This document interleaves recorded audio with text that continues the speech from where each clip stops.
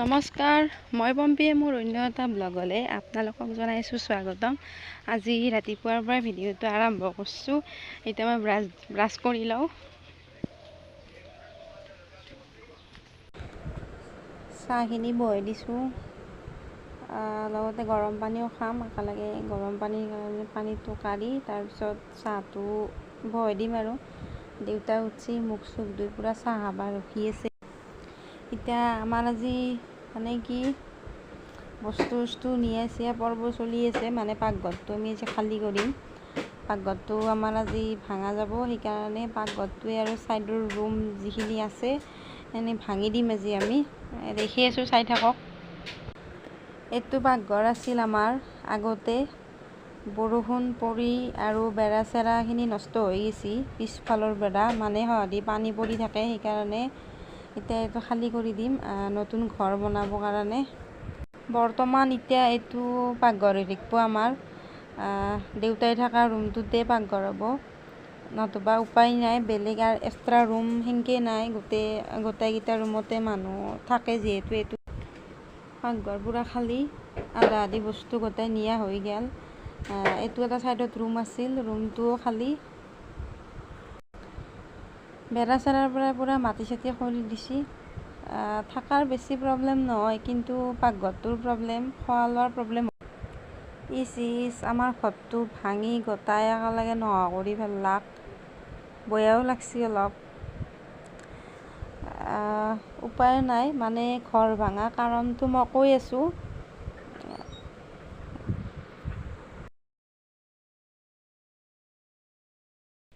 ৰাতিপুৱা ভাতৰ কাৰণে অলপ দালি জিকাই থৈছোঁ, কাৰণ দালিখিনি বটিম, সেইকাৰণে দালি অলপ জিকাই থৈছোঁ। বেছি নহয়, অলপ মানে।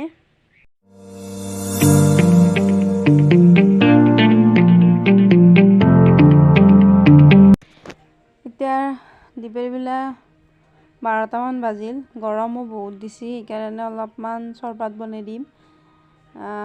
কামলাগিটাকো দিম, আমিও খাম একেলগে, সেইকাৰণে চৰবতকে অলপ বনাই আছোঁ।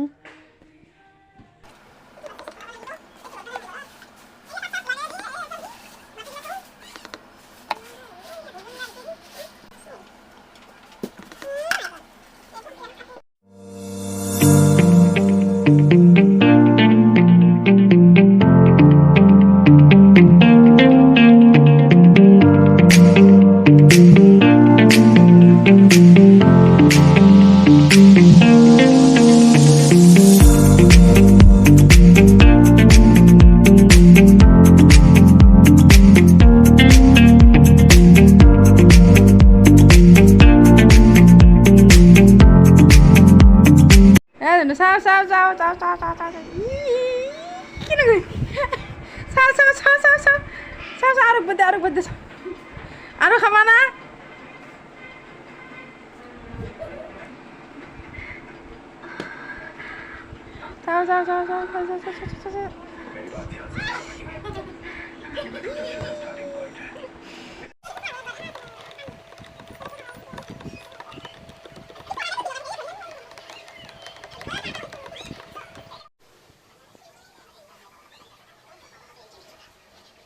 ঘৰত ইমান কাম, তাৰে মাজদিও পেহীহঁতৰ ঘৰত আহিব লগা হ'ল। পেহীয়ে মানে পেহাই ফোন কৰিছে আৰু সিহঁতৰো আজি ঘৰৰ মাল আহিব, সেইকাৰণে কিবা বস্তু পাৰি থৈ দিবৰ কাৰণে তাকে ক'ব আহিছোঁ পেহীহঁতৰ তাতে। বলক যাওঁ। এই চাওক, আমাৰ পেহী বাহাৰ পৰাই পূৰা বাহাৰ পৰাই ডিমা লৈ আহিছে, ডিমা। এই চাওক ডিমা। এতিয়া ভাত খোৱা টাইম হৈ গ'ল আৰু কাম কৰা মানুহ দুটাকো ভাতবিলাক মাই এতিয়া আমি খাম। ভাতৰ লগত আজি আছে আলু আৰু ডিমা ভাজি দিছে, আৰু দালি, নেমু টেঙা আৰু কলা কচু, আৰু তাতে কিবা কিবি মিক্স দি এখন চব্জি বনাইছে মায়ে। ভণ্টিৰ জন্মদিন বুলি মায়ে এখন গোৱাই ঘৰত ঠগি দিছে।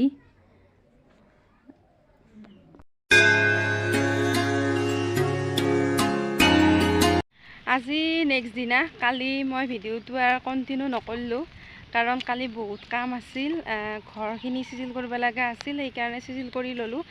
আৰু দেউতাও ৰাতি কিবা কিবি কাম কৰিছে, কামৰ পৰাই আহি, সেইকাৰণে দেউতাক অলপো লাগি দিলোঁ। আৰু আজি মই এতিয়া যাই আছোঁ ঘগ্ৰাবাৰ। এতিয়া বৌহঁতৰ তাকে গেলি যাই আছোঁ। বৌহঁতৰ ঘৰৰ পৰা গাড়ীত যাম, বৌৰ লগত দাদাও যাব আৰু টিকলিটোও যাব, সেইকাৰণে যাম। আৰু ক'ত যাম, কি কৰিম, সেইখিনি দেখি আছোঁ আপোনালোকক। গতিকে বলক যাওঁ। আৰু আমাৰ ইয়াতে বৰষুণো দি আছে, সেইকাৰণে ছাতাটো লৈ আহিছোঁ মই। বৌহঁতৰ ঘৰৰ গেলি খোজকাঢ়িয়ে যাই আছোঁ। গতিকে বলক যাওঁ।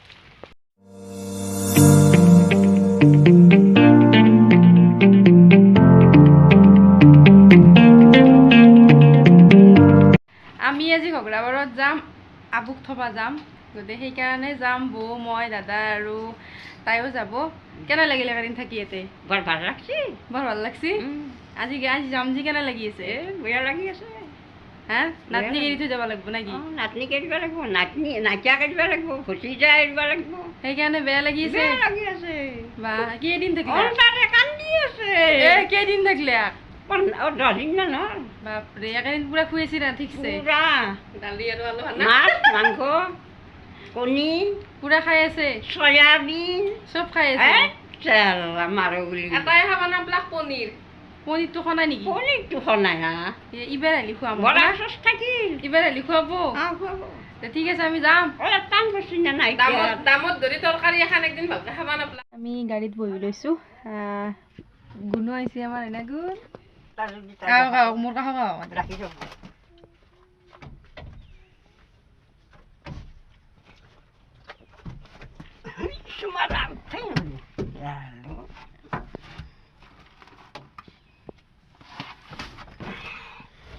পুৰা একদম যাবা, পুৰা ৰেডি হৈ আছে আজি ন?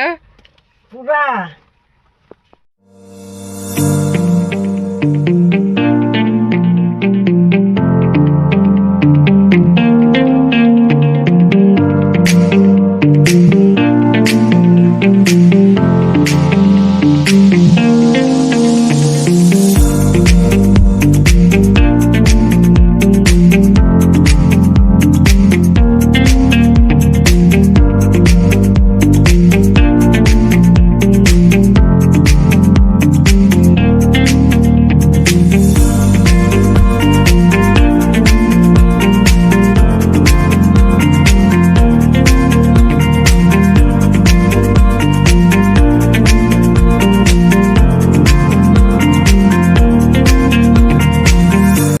আমি আহি পালোঁ, আহি চাহ দিছি, চাহ খাই আছোঁ। গুণেও চাহ খাই আছে আৰু ময়ো খাই ল'ম, বৌ আছে। চাহৰ লগত আজি ধুনীয়া বস্তু এটা দিছি, জিলাপি বা চিংৰাটো খায়ে থাকোঁ, কিন্তু পিঠাটো বহুত ধুনীয়া বস্তু এটা দিছি, বহুত দিন খোৱা নাছিলোঁ। আমি এতিয়া ভাতটো খাই লওঁ। আৰু ভাত সোনকালতেই দিছি, যিহেতু আমি ঘৰত যাম, সেইকাৰণে বেছি ৰাতি হ'লেও সেই হ'ব, সেইকাৰণে আগতে দি দিছি। ভাতৰ লগত আছিল বহুত কিবা কিবি, খাই বহুত ভাল লাগিল। নাচবি থাক। হে থাক। আবুৰ হাতেদি লাষ্ট তামোল এখন। Last first